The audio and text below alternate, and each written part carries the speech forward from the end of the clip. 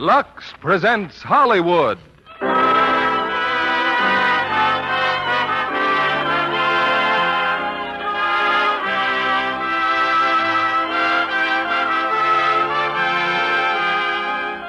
The Lux Radio Theater brings you Joan Blondell, Paul Lucas, and Bill Williams in Deadline at Dawn.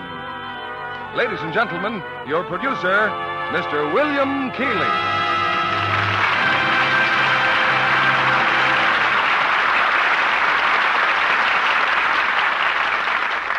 Greetings from Hollywood, ladies and gentlemen. Perhaps the most ruthless tyrant in the world is time, the inevitable passage of hours that acts like a whip throughout our daily life. And nowhere does time appear more pitiless than in tonight's play, RKO's screen thriller, Deadline at Dawn, in which three people have just half a dozen hours to solve a baffling mystery and clear themselves of death's intimidating shadow. Starred in our cast is a player it's been my privilege to direct in several of her many successful pictures, the talented and charming Joan Blondell. Co-starred with Joan from the original screencast are Paul Lucas, recent Academy Award winner, and Bill Williams, for whom this picture was the first of what I am sure will be many starring roles. Some years ago, I directed Joan in the Broadway play which brought us both to Hollywood, a date with a double significance for me, for that was the year the Lux Radio Theater had its birth. The fact that it has continued through the years is testimony not only to your loyal support, but also to your appreciation of Lux Toilet Soap. You tell us how much you like it in your many letters which serve, too, as our guide in choosing the plays and stars you want to hear. And your purchases of Lux Soap are what raise this curtain every week and bring you tonight Deadline at Dawn, starring Paul Lucas as Gus, Joan Blondell as June, and Bill Williams as Alex. Our curtain rises on Act One.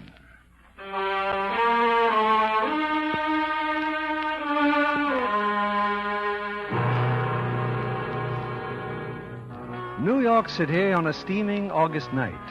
In a cheap apartment on the East Side, a hard-faced girl named Edna Bartell has just received a caller.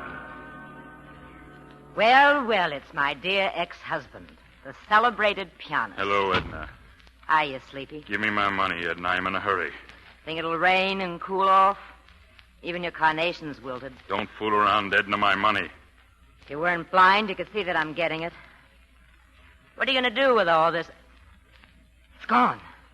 The money's gone. I said don't fool around. I'm not in the mood. That kid. There must have been that kid. You owe me $1,400 and I need it. A sailor took it. He must have. He was here tonight. All my cash and some checks, too. Edna. Didn't you hear what I said? I've been cleaned out. You'll never change, Edna. I loved you very much, but you're bad. Get out.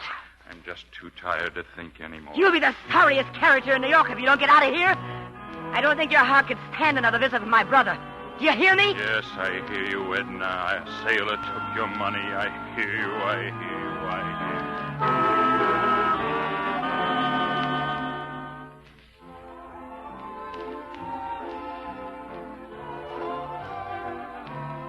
hear you. Would you care to dance with me, miss? I'm tired, sailor boy. I've got a whole string of tickets. Okay, come on, Admiral. Waltz me around. It's a dime a dance in this high-class institution, but don't get any ideas. Well, thanks. Thanks a lot. Do you think it might rain and cool off? Such things have been known to happen. What did you want to do, miss, when you were 12 years old? Marry John Barrymore. Look, do we have to talk? What are you, an author or something? Oh, no. You know, in the service, they give us salt pills in hot weather like this. What for? They say it balances up the system. What system? I don't know. I guess I need some food to settle my stomach. I don't feel very good. You don't suppose you could... Walk out of here with you? Well, it's kind of late, and I was thinking maybe you'd like... I'd like to sit down. I'd like to get into a chair and never move for 6 months. Wait a minute, Admiral. I'll speak to the manager.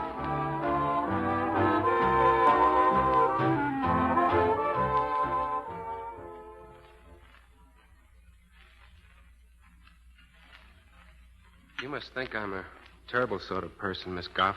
Frankly, I can't figure out what I think about you, sailor. Well, I mean about inviting you out for a sandwich and then coming up here to your apartment instead. Now, look, I said this would be better than a hot, smelly restaurant.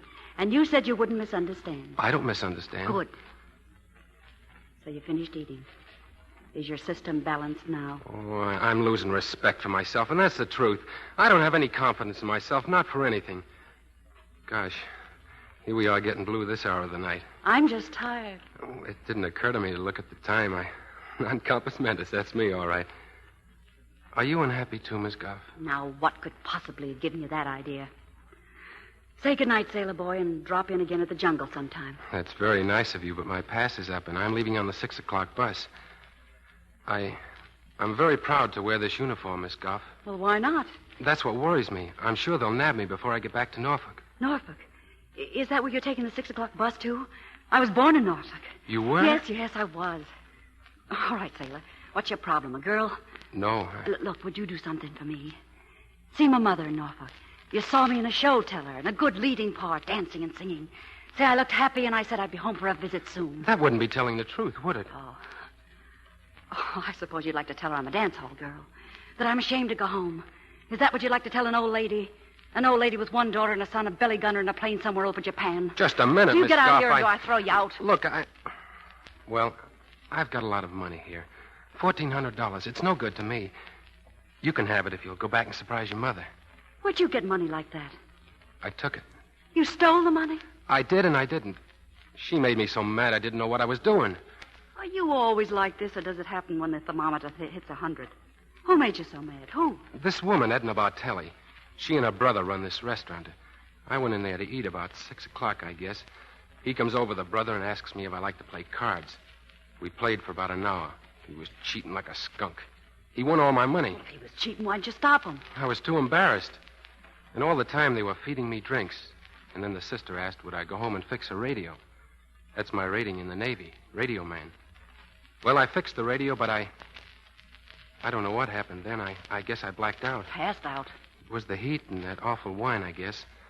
Anyway, when I came to, I called to her. I thought it was only fair she'd pay me for fixing the radio. Her brother had all my money and, well, she wouldn't answer me. Why not? I don't know. She was in her room. Maybe she was asleep. And, well, that's all I can remember. Until when? Until about an hour ago, maybe. I found myself walking on the street. I reached for a cigarette, and I found this. This money in my pocket. $1,400, huh? And some checks. Well, what's wrong with going back and returning it? Supposing I'm caught. Don't you see what I must have done in this uniform? I wonder if you'd help me, Miss Goff. All you'd have to do is, if you just wait downstairs while I... No, I should say not. I stole this money. I must have. And I should go to jail. Don't you see, Miss Goff? Suppose I was your brother, the belly gunner. Suppose he had done... What a guy. You mean you'll help me? I don't know what I mean. But we'll talk about it on the way to Sleeping Beauty's house. Her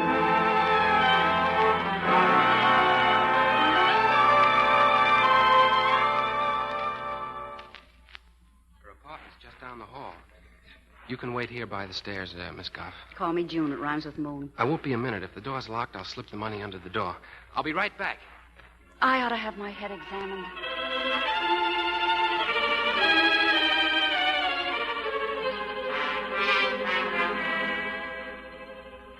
You've been very kind, Miss It Goff. took you long enough.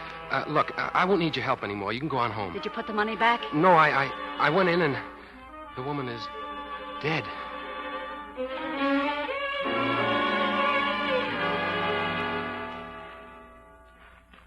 shouldn't have come in, Miss Goff. You shouldn't. Turn on the light. Where's... Oh, I see. Who did it, you? You think I'd do a thing like this? Didn't you? Miss Goff, please believe me. Someone has to believe me. Oh, sure, of course. Why not? Say, there's a police station across the street. The cops' windows look right into these windows, but you wouldn't think of that. Pull down those shades. Should I turn off the lights? No. What did you want to be when you were 12 years old, Boob McNutt? Well, it can't be suicide. There's no weapon. Strangled? Yes. That's how it looks. Strangled. Edna! It's me, Edna. Pay Julie. That man, he's calling her. Shh, quiet. Edna! All I want is a little drink, Edna. What if he should come up here? Relax. He's walking away now. Should I call the police? Should I? That's your problem, sailor. But you're much smarter. Tell me what to do. Cut and run now. Get on your bus. But I don't want him to say I ran away. I thought if we looked around the room, maybe we could... Don't say we. What do you think people do? Leave clues around? Why are you so mad all the time? Oh, because this weather brings me to a boil. Because you're such a helpless baby. Clues.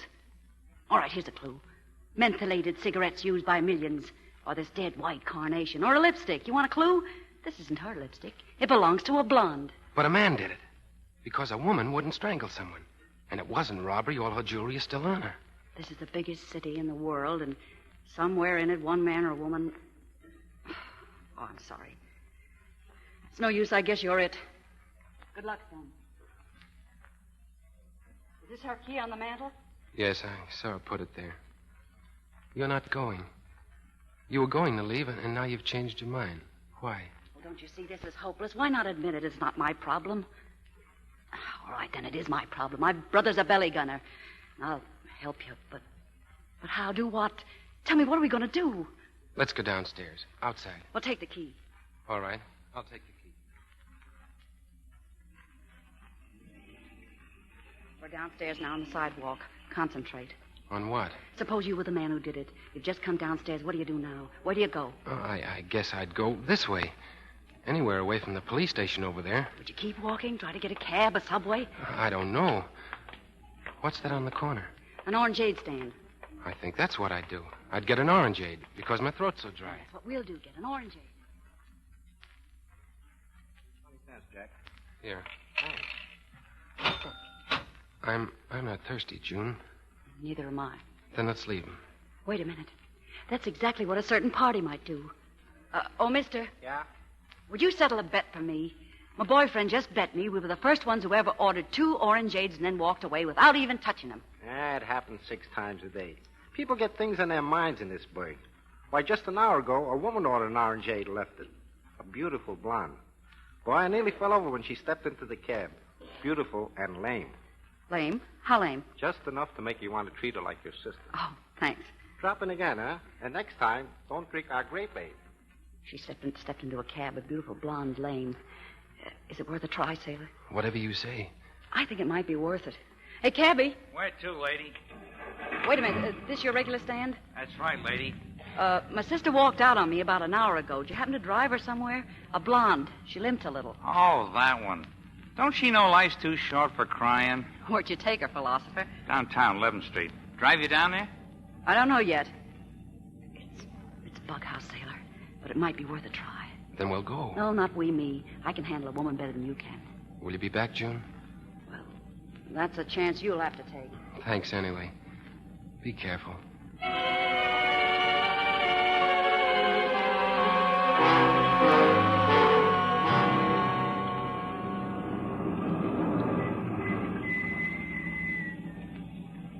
That's it, lady. Where those people are sitting on the steps.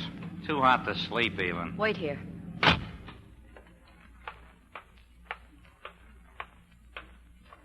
You want something, lady? Yes, I'm looking for we don't have no rooms. Well, I'm just looking for a friend of mine. She's blonde and she limps. If she's a friend of yours, you should know where she lives. Well, she told me her number, but it slipped my mind. She probably means Mrs. Robinson, Harry. Yes, Mrs. Robinson. Next house, third Oh, floor. thank you very much.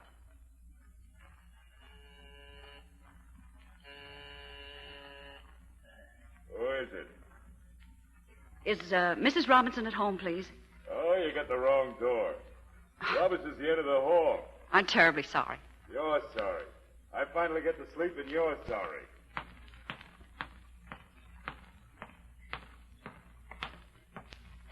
I asked you a simple question, Helen.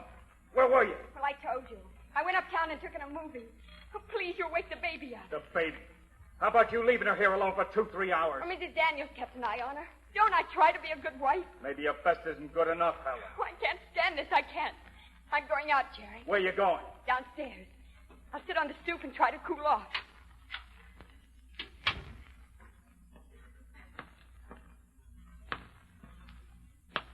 Just a minute, Mrs. Robinson. Oh, what do you want? Just a few words with you. I think I'll join you on the stoop, Mrs. Robinson. Sit down. Stop acting so nervous. Would you mind telling I don't me? know where you were tonight. I mean, I do know where you were, Mrs. Robinson. Where was I? You left your lipstick there. It was on the floor. Among other things. I don't know you. What are you trying to tell me? You took a cab from the corner of 51st Street in Lexington. Did I? Yes. You get out of this place and leave me alone. Helen, are you down there? Do you want him to know? Oh, no. Then sit down and behave yourself. I got my eye on you, Helen. You're going back uptown, Mrs. Robinson, with me. I don't know what you're talking about. Oh, no? Is that why you're acting so nervous you don't know what you're saying? You know as well as I do that Edna Bartell is dead.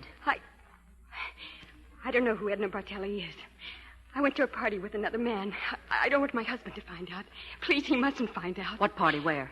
Near where you said. Oh, please. All right. Maybe I made a mistake. But don't leave the house tonight. Unless you want the police at your door. Oh, no, I won't. I won't leave. I won't.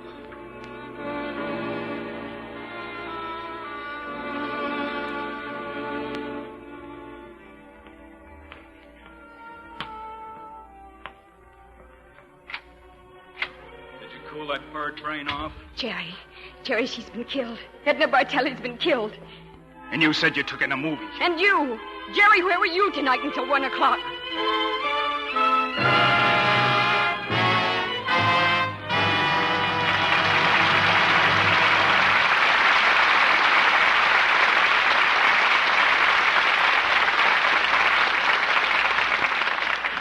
In just a moment, we'll bring you Act Two of Deadline at Dawn, starring Paul Lucas, Joan Blondell, and Bill Williams. Meanwhile, here's our Hollywood reporter, Libby Collins. What have you been up to, Libby? Oh, I had quite a fascinating afternoon, Mr. Keeley. I had lunch at Metro-Goldwyn-Mayer's commissary, where you're likely to see lots of their famous stars. And suddenly, from the next table, I heard a familiar voice. And here's what it was saying. A melodious melange of mellifluous music. Umbriago. A melodious melange of mellifluous music. That's a tongue twister, all right, Libby. It was my old friend Jimmy Durante, and he was talking about his new picture, Metro-Goldwyn-Mayer's Two Sisters from Boston. Just then, Peter Lawford came along, and Jimmy introduced me. Oh, Peter's just as romantic looking in real life as he was in the picture. Say, Libby, did you happen to see either of those two gorgeous girls who play the title roles in the picture? Kathryn Grayson and June Allison? Mm-hmm. I was certainly in luck because I met both of them just as I was leaving. My, they make a stunning pair together in Two Sisters from Boston. June Allison's such a beautiful blonde, and Kathryn Grayson's a vivid contrast with her dark eyes and hair. I understand MGM gave Kathryn Grayson a good chance in the picture to do something she's always wanted to do. Sing opera with Lauritz Melchior. Yes, she's especially talented as well as very good looking. When I complimented them both on looking just as lovely off the screen as they do in the picture, they reminded me they were both ardent Lux girls.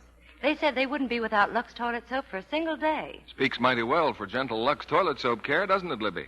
The fact that these two famous stars depend on it. And 9 out of 10 other Hollywood stars, too, Mr. Kennedy. Screen stars can't take chances with complexion beauty. So there's proof that Lux Soap Active Lather facials really work. In recent tests by skin specialists, actually 3 out of 4 complexions improved in a short time with this daily care. I wish you'd tell everyone how simple these beauty facials are to take, Libby. Well, here's all you do. Smooth that rich, creamy lather well in, rinse with warm water, splash on cold, and pat with a soft towel to dry. Smoother, softer, really lovelier. That's how Lux Soap facials leave your skin. Fine white Lux toilet soap is thrifty, too. Each satin smooth cake is hard milled, can be used to the last thin sliver. That's important in these days of shortages. Why not get some of Hollywood's own beauty soap tomorrow? Here's your producer, William Keeley. Act Two of Deadline at Dawn, starring Joan Blondell as June, Paul Lucas as Gus, and Bill Williams as Alex.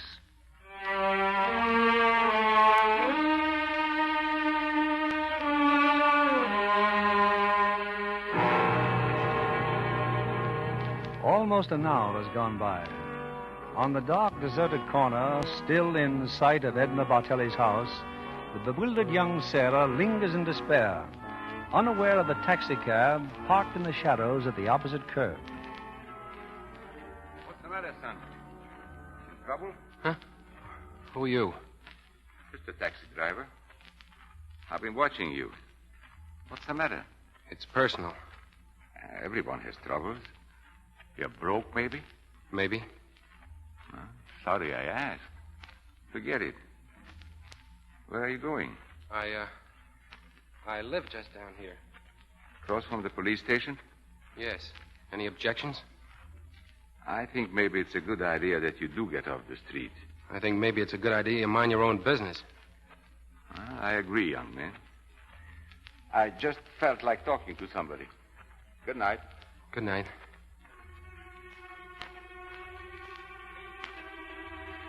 She said she might come back. A chance I'd had to take. I'll have to wait up there. There's no other place. No other place.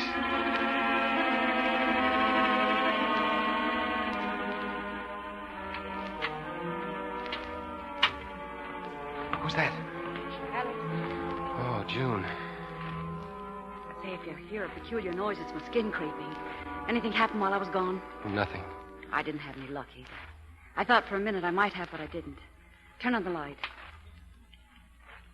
You look unhappy, fella. All I know is sooner or later I'm walking across the street and into that police station.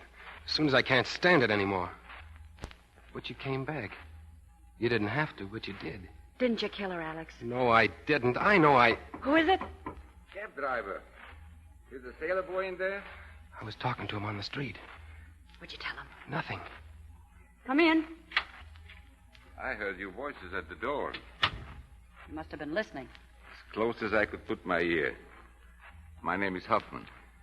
Gus Hoffman. This is Miss Bartelli. Why were you listening? Because you seem to be in trouble. I thought I could help. Take 100% for trying, Mr. Hoffman, and say good night. Now, just between us, your name is not Miss Bartelli. No, I'm not Miss Bartelli. Miss Bartelli is dead in the next room. Oh. I'm very sorry to hear that. Excuse me, I had no idea that... You don't understand. She's been murdered. Say, am I too presumptuous to ask if you've informed the police? It's more complicated than that. Well, I'm willing to listen. June? Oh, go ahead, tell him. Well, my name is Alex Winkler. About 6 o'clock tonight, I mean last night, I went into that restaurant down there. I don't know why, but for some reason this...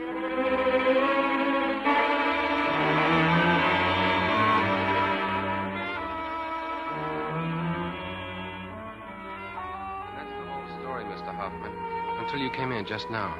I see. Oh, Miss Guff, what are you doing? I just dropped his perfume bottle on a dressing table. Dark mystery. Very expensive. And what did you do after you visited the blonde downtown? I came right back here. Now, what about those letters you just took out of the desk? You've heard of blackmail? Well, quick glance tells me these letters probably were Miss Bartelli's most prized possessions. But we are wasting time. Why? We have no actual clue to follow. There's this check. What check? I told you, $1,400 and some checks. This one is for $1,000. It's signed Lester Brady, but it's been returned from the bank, stamped no funds. Any suggestions? Yes, that we get out of here. And the boy gets his bus. I can't leave, but it's only fair for you and June to go away. It's getting so hopeless. He's got a point, Miss Guff. Well, I think we should try for that Lester Brady. Where's that phone? There in the corner. Maybe she's got a phone book with special numbers in it. Lester Brady's number, for instance. Say, there is a book in here. It's no use. I stole the money, didn't I? I was blank for a whole hour from 10 to 11. If I stole the money, I could have murdered her, too. Now, using the psychology of an outsider, that's nonsense. It's possible, isn't it? I can be wrong 4 times out of 5. But you're the wrongest guy I ever met. You think he did it? No, but he's such a baby. Please, let's not raise our voices. We are not exactly mice, you know. Do you still think you did it, Alex? I don't know, and that's the truth. All right. June, find Mr. Brady's number. Quiet. Footsteps outside in the hall. Turn out the light. Get behind those drapes. Edna? Edna? Edna? Are you here?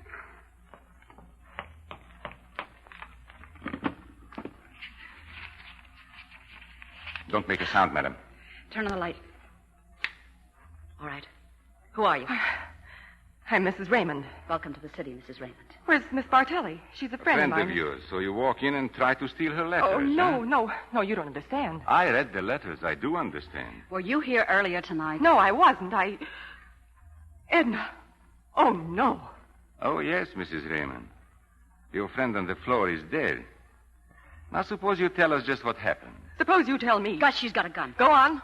Who are you? A detective? Maybe. I know a cab driver's badge when I see one. You better put down that gun, lady. Keep away, sailor. Turn out the lights, Gus, and get down. Alex. Tripped over my own feet. I could have had her, but I tripped over my own feet. Well, go after her. She's running loose. Why? In her haste, she was unable to take these letters. You mean she'll be back? These letters are honey. They draw flies, and the town is full of flies. There is one across the street right now. No, don't look.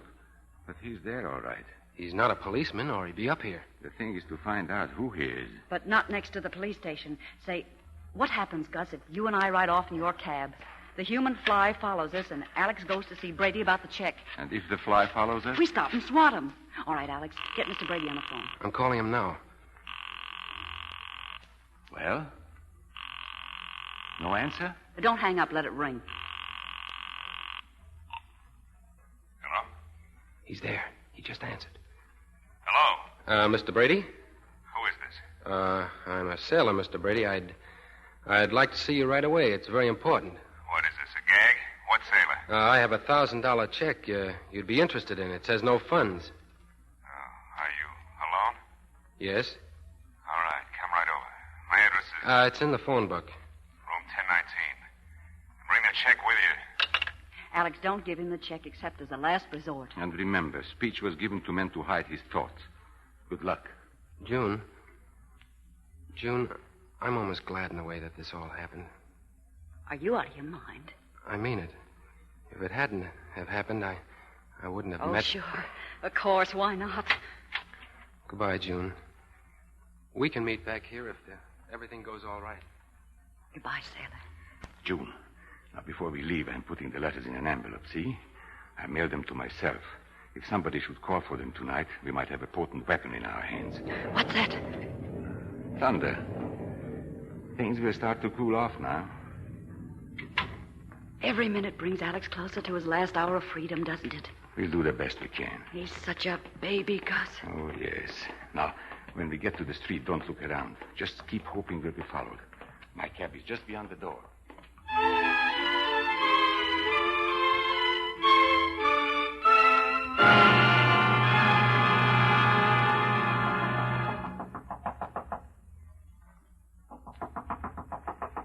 Lester, it's Nan. Let me in. Lester. What do you want? I'll only be a minute. I don't want you here. I'm expecting somebody any minute. Would you prefer to read about it in the papers? Edna Bartell's been killed. What? I've just come from there. She's lying dead on the floor. And I have an idea that you did it. How can you say such a... Sit down there, sit down. You're not calling the police. What, do you think I'm crazy? Finding out what Edna's brother knows about this. I'm calling Val Bartelli.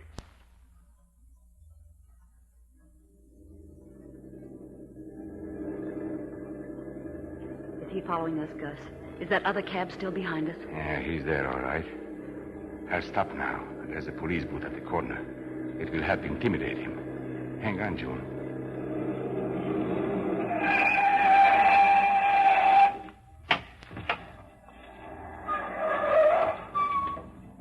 All right, what's this all about? Don't get tough. My fare asked me to follow you. Who is your fare? Ask him. What are you following the lady for? It is a mistake. What do you mean it's a mistake? Come here, June. Following a helpless lady in the night. What kind of a... June, do you know this man? Meaning no disrespect. Get out of the cab, kind sir. No, I won't. Now, there's a police booth down there. Now, look, Jack. How come you asked me to follow the lady? June, you know him? Meaning no disrespect. My admiration for Miss Oh, Garfa. let him go, Gus. No disrespect, you understand. I am Edward Honig. I am foreign-born, but since last month a citizen of your great country. Come on, Gus. All right, cabby. Take the American citizen home. Who was he, June, this Edward Honig? Well, early tonight at the jungle, he bought a lot of tickets. Wouldn't let me go. He actually proposed to me on the dance floor. June, now, you're crying. I thought this chase would lead to something. What'll happen to Alex, that poor kid? I don't know. Oh, but he can't take care of himself. Oh, Gus, it's so hot and I'm shaking. Thunderstorms always give me the shakes. Life in this crazy city gives me the shakes, too, but I pretend it doesn't. Where's the logic to it? Where? The storm clouds have passed us. They're over Jersey now. Statistics tell us we shall see the stars again. The misery that walks around in this pretty, quiet night. June. Now, the logic you're looking for. Well, the logic is that there is no logic. The horror and terror you feel, my dear, comes from being alive. Die and there is no trouble. But live and you struggle. And at your age, I think it's beautiful to struggle for the human possibilities and not to say that I hate the sun because it doesn't light my cigarette. Now, you are so young, June. Love is waiting outside any door you open. Now, some people say love is a superstition. Dismiss those people, those Edna Bartells, from your mind. They put poison bottle labels on the sweetest facts of life. Believe in love and in its possibilities the way I do at the age of 53. Hey, what's wrong here? Good morning, officer. Is this man bothering you, lady? In 4 years, officer, he's the only man in New York who hasn't. Get going, Hacky. This is no place to park. The man is right, June. Time to go. Get going. Yes. Maybe he'll be back by now. Alex.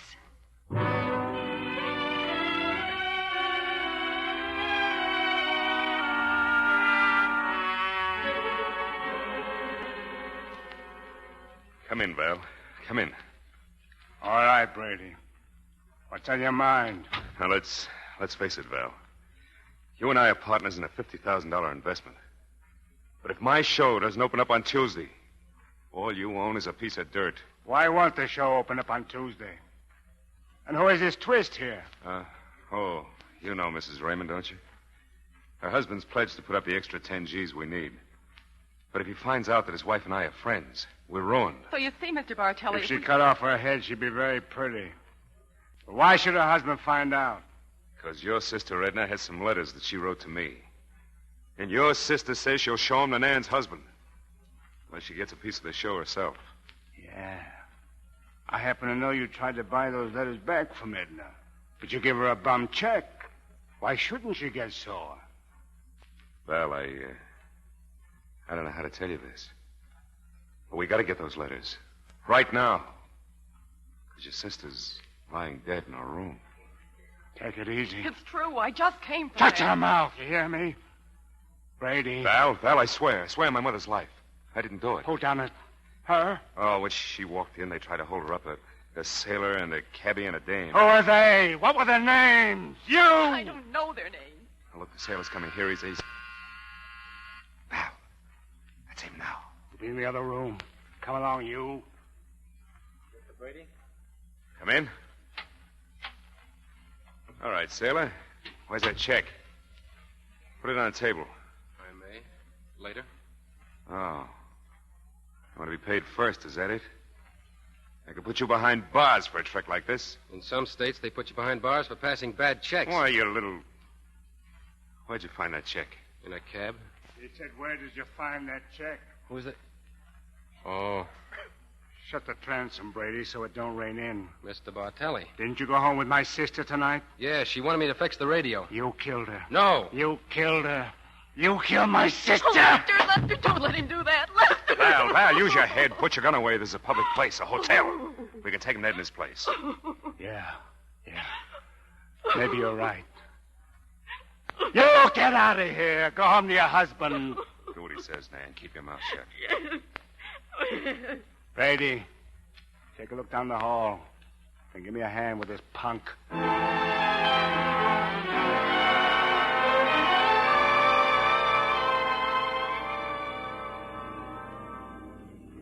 But tell me this, Gus. Tell me. How can you love a boy you just met? How can a passing stranger change your entire life? You'd be amazed. My wife and I met and fell in love in a minute. A dentist's office. I love her to this day, June. Though it's 16 years she's been gone. Any children? Yeah, a girl. She's married now. Last year I put her husband into a dry cleaning business. I had some savings. I would die for that girl. Does she remember her mother? Oh, very well. She even remembers the man. What man? The man my wife ran off with. You won't believe it. But for 6 years afterwards, I shaved every day of my life. I thought she might come back. Gus. Well, that's that. We have other things to think about now. One more block, and we are back at Edna Bartell. There's someone in there. Voices, I hear. Don't touch that door. Quiet. Now you gotta stop beating him. There's cops across the street. I'll stop it. I'll stop it. Yeah. I was in deep water there for a minute. I could have killed him. Get hold of yourself, June. I'm going in there. Gus. Drop that gun and don't turn around. Alex. I said drop that gun. Gus, he's... Now, my friends, just stand there and talk. I think, June, maybe now we'll find out who killed Edna Bartell.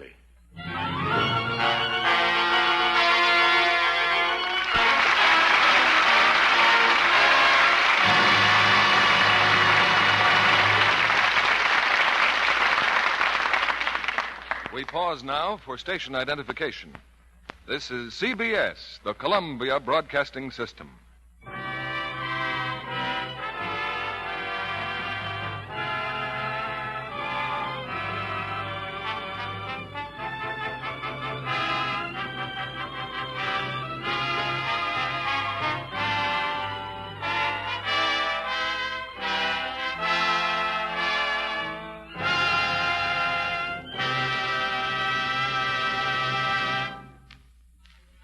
We continue with Act 3 of Deadline at Dawn, starring Joan Blondell as June, Paul Lucas as Gus, and Bill Williams as Alex.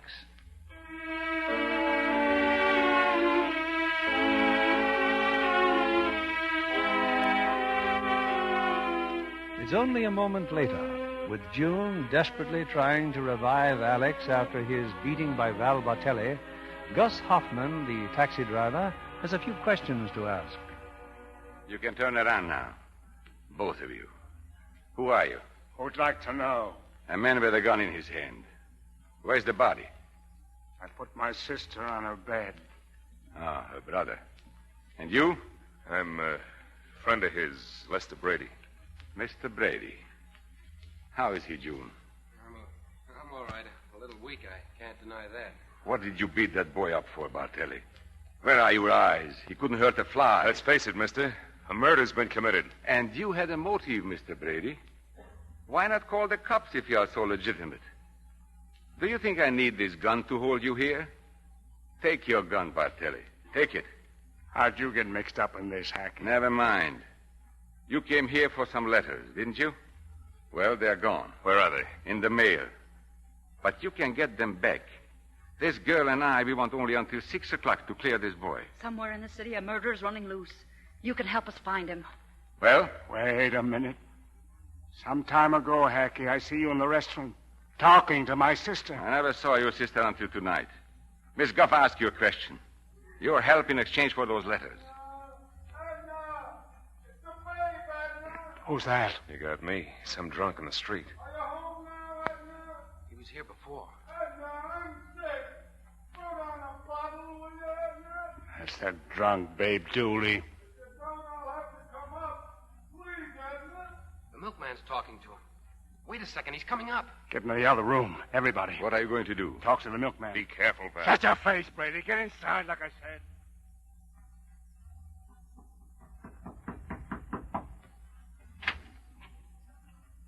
What's cooking down there? Babe Dooley, mister. He says a friend lives here. I'm her brother. All he wants is a drink. All right. Give him this bottle and get rid of him. Sure, mister. That Dooley used to be a wonderful ball player. Seen him play dozens of times. Okay. Come out. There's a fat ball player down there who will someday die on the street. And when do we start doing something? Right now. We start with some clues. Now, look around. Here, mentholated cigarettes. Who smokes them? Who chews gum? Who rides the subway? Now, what about a man who wears a white carnation? Why? Why? Because he was here tonight. There's the carnation. You find this here? Yes. Brady, you come with me. Oh, I got a rehearsal at 10 o'clock. We'll I all need to go, get... Bartelli. Wherever it is. So you'll all go. Come on, then. There's a certain nightclub. At this hour? Yeah, at this hour. Maybe a man is there wondering what happened to a white carnation.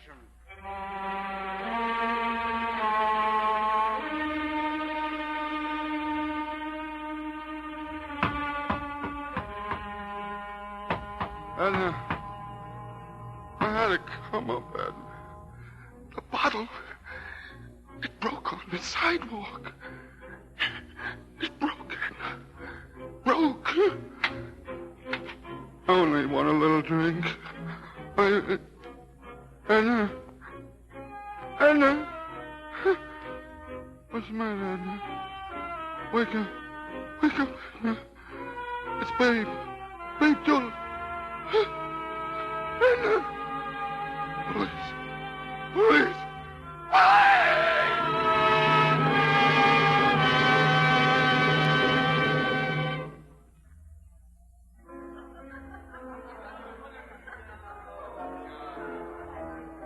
But, Mr. Bartelli, I told you we're closed. This is a private party. Private party for who? I don't know. Some police captain is retiring. They're giving him a party. Then we'll sit down here in the bar. You want to see Sleepy, huh? Sleepy's playing the piano. Don't bother him.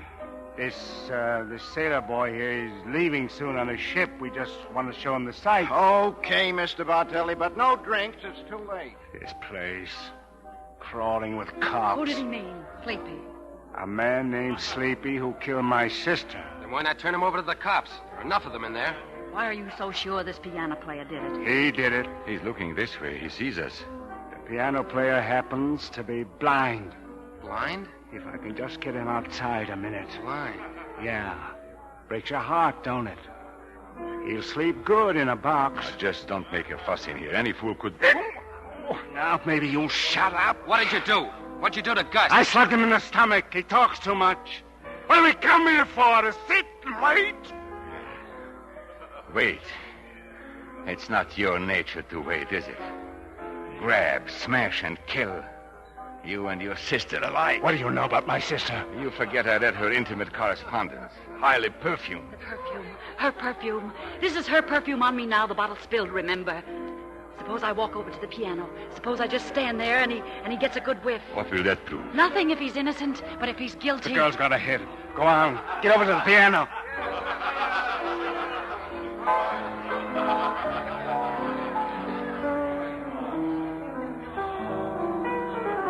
Who's that? Who is it? Someone standing here next to me? Yes. Who is it? Edna is dead, and you killed her. What? What did you... Excuse me, I can't stay here. I'm ill.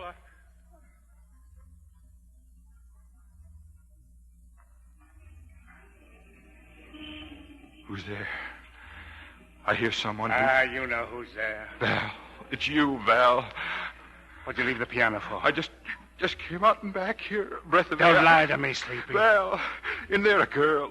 A girl in there. She came up and whispered something. What's she whisper? Edna, she... No, Val.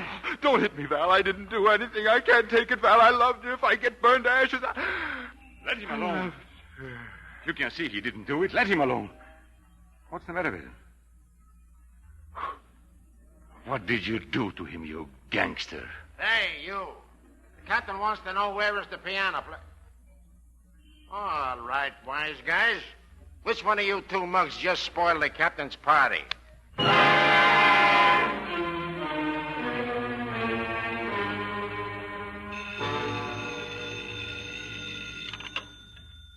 Hello? Lieutenant Kane, homicide. Huh? They're sure? Okay, thanks. Well, Sergeant, the piano player's dead. Heart failure. We can't hold Bartelli for that. Well, they're all down the hall anytime you want to talk to them. Well, now, let's see. Besides Bartelli... A girl, a hacky, a fellow named Brady, and this sailor. You know, it's funny how things happen. Babe Dooley staggers in here and tells us that Edna Bartelli is dead, just at the moment Bartelli and his friends get picked up in the nightclub. Sometimes we get breaks. Not often, but sometimes. You're still sure the sailor killed Edna Bartelli? Positive. Well, what about the cabbie? Or Brady? We went through them 1, 2, 3. We're wasting time. Why? Because the boy did it, but we can't break him down. Well, ready for work, Sergeant? Say when, Lieutenant. Same routine? Sure. I'll be the heavy and you be the nice guy. Okay, let's go. Well, here they are, Lieutenant. Thank you, Sergeant. I'm Lieutenant Kane. I guess the only one of you I know is Bartelli. How are you, Val? Still making book? I never had no interest in that, Lieutenant. And you? Are you the boy who killed her? I did not kill Edna Bartell. I've told the sergeant over and over again. Stand up! What did you say? What was that? I said I didn't kill her. Get up. Get out of that chair. No, I'm too tired. Don't yell at me, please. My friends here can Your tell friends can wait in the hall, all of you, outside. Stick to your story, son. Stick to it. Don't let them frighten you, Alex. We'll think of something. The time. Look at the time. What are they going to say when I don't report for duty? Listen to the murderer, how he talks. I owe you something, Mr. Bartelli. And sometime soon you're going to get it. A punch on the nose. Come on, come on. Try not to worry, Alex. June, I got to tell you this now, no matter what happens. I don't know how I existed before I met you, and that's the truth. Alex. I said outside. Now beat it. Now you're alone, see? No friends. A murderer has no friends. Now, just a minute, Sergeant. You're getting pretty rough. Oh, kids like this, they make my blood boil. Calm down. Bring this lad a drink of water. You didn't kill that woman, did you, lad? No, sir, I didn't. Who do you think did? I honestly don't know. We thought it was that man, the piano player, but I don't know. Well, you didn't. No, sir, but... Why are you coddling this prisoner, sir? He don't deserve it. That'll be enough, Sergeant. But what, son? It's just that after a few drinks, I don't know what I'm due. I get non-compos mentis. And you had a few drinks last night. Is that it? Yes, sir. The next thing I know, the money was in my pocket and I'd run away. And you were unaware of what you had done? Yes, sir. You want to help us find that killer, don't you? I certainly do. Did you do it, lad? I mean, when you were non-compos mentis and didn't know that you took the money. Be sincere. It's possible I might have done it and not known. You think it's possible? While you were fuzzy in the head. Be sincere now. Yes, sir. It's possible. Well, lad, you pinned the tail on the donkey. That's all we want to know. But, Lieutenant, I only said it was possible. That's a technical distinction. It's out of my hands. All right, Sergeant. Book him on a charge of murder.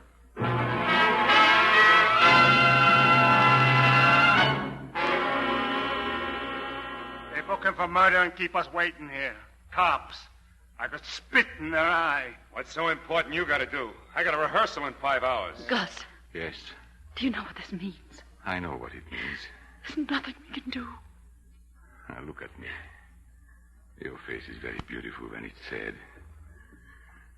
Now, this crime. A certain party is guilty.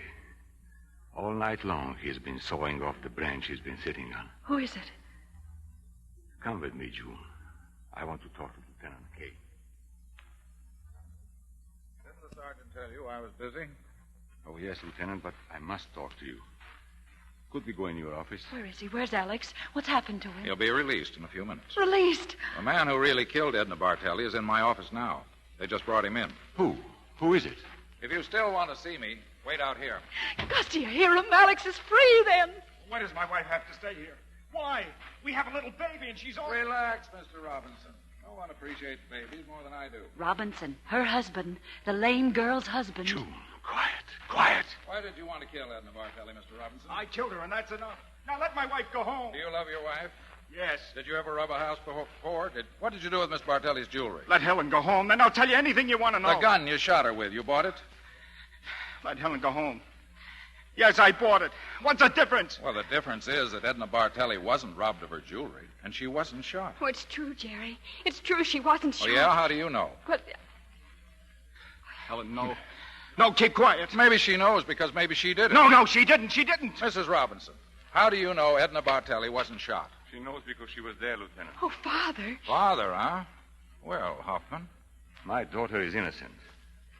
She's protecting me. Just as her husband here has tried to protect her. She followed me to the apartment, but she was too late. Oh, Father, please. It's all right, Helen. All right. Jerry here. Jerry met Edna Bartelli in the course of his business. Met and was conquered. I visited with the lady and begged her to cut it out. But she refused. My daughter found out. And I saw Miss Bartelli a second time. But useless. So last night I visited the lady again. She was very abusive. And at best I am not a happy man, but the years bring you discipline. She made me break that discipline. I killed her. And I felt calm and satisfied, as if I had done the right thing. She made too many people suffer. I sent Helen home and sat in my cab. I just sat there. And then the boy came along, the sailor, innocence personified. Myself I could have saved 12 times, but not at that boy's expense. Jerry, take her home. Take Helen home. Cherish her, and cherish anyone who loves you the unselfish way she does. Oh, Father, I tried. I did everything. He knows, Helen. He knows. Come now. Come. Goodbye, Helen. Don't cry. I feel strong. I feel good. For the first time tonight, this case is starting to make sense. Now, that boy, the sailor, can't he go now? He's got a bus to catch to Norfolk. The boy is here, Gus. Oh, Alex. And you, June. He has a fine character, June. He'll give you real incentive. Go back to Norfolk together. Yes, Gus. Yes. We'll have to lock you up now, Hoffman. Imagine at my age having to learn to play a harp.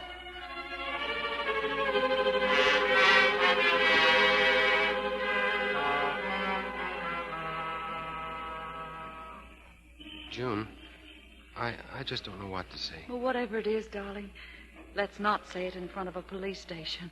Time takes so long and goes so fast. Look, the sun's coming up. The long night's over.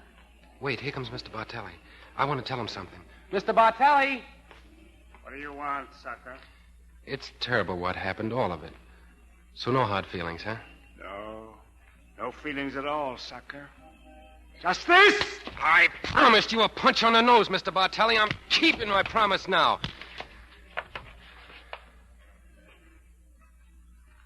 I guess we can go now, June. What's the matter? You afraid you hurt him? A man like that, I didn't hurt him enough. I should have hurt him more. You'll have to wait, fella. We've got a bus to catch. To Norfolk, June? Really to Norfolk? To home, Alex. To home.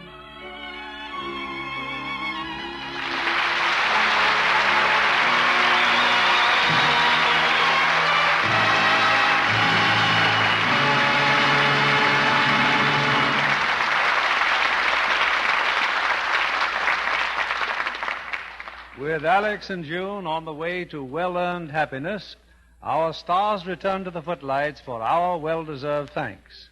Joan Blondell, Paul Lucas, and Bill Williams. I must say, Paul, you made one of the kindest and most reasonable murderers I've ever known. Well, Bill, taxi drivers have to be philosophers. You know, they get so many women backseat drivers. Women aren't all backseat drivers, Paul. Oh, no. Some of them just sit up front where they can grab the wheel. Bill, I don't believe many of our audiences know that you probably hold more amateur swimming titles than any other star in pictures. Well, that's how I got into show business, Mr. Keeley, doing swimming exhibitions on Long Island Sound. And now you're in the swim in Hollywood. With all of us looking forward to seeing your next RKO picture till the end of time. Ah, but Bill has a rival when it comes to swimming. Joan Blondell used to be the Santa Monica swimming champion. Is that right, Joan? Well, that was some time ago, Bill. Now I take my exercise just sitting on the beach. Which explains that attractive suntan. Well, Joan, I hope another of your beauty treatments is Lux toilet soap. I use it as faithfully as ever, Bill. Lux Soap and I are fast friends. Say, didn't I hear you have a special treat for your audience next Monday night, Bill? Yes, we do. A 4-star cast and a 4-star picture. Metro-Goldwyn-Mayer's delightful screen hit, Music for Millions. That's a great play, Mr. Keeley. Who are you starring? First of all, one of this theater's littlest but greatest favorites, Margaret O'Brien. Margaret was so appealing in that picture, Bill. Who else? For music that will thrill and move you, one of the world's outstanding pianists, Jose Iturbe. Oh, great musician, Bill. And for music of a different sort with rollicking comedy and laughter, the irrepressible Jimmy Durante. Finally, for romance that will really touch your heart, the beautiful and talented Frances Gifford. It ought to be a great hit, Mr. Keeley. Music for Millions will be enjoyed by millions. Good night, Bill. Good night. Good night, and all our thanks.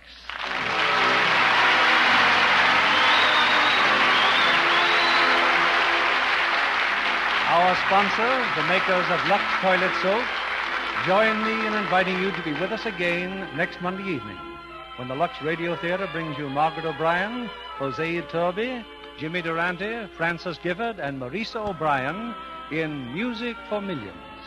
This is William Keighley saying goodnight to you from Hollywood.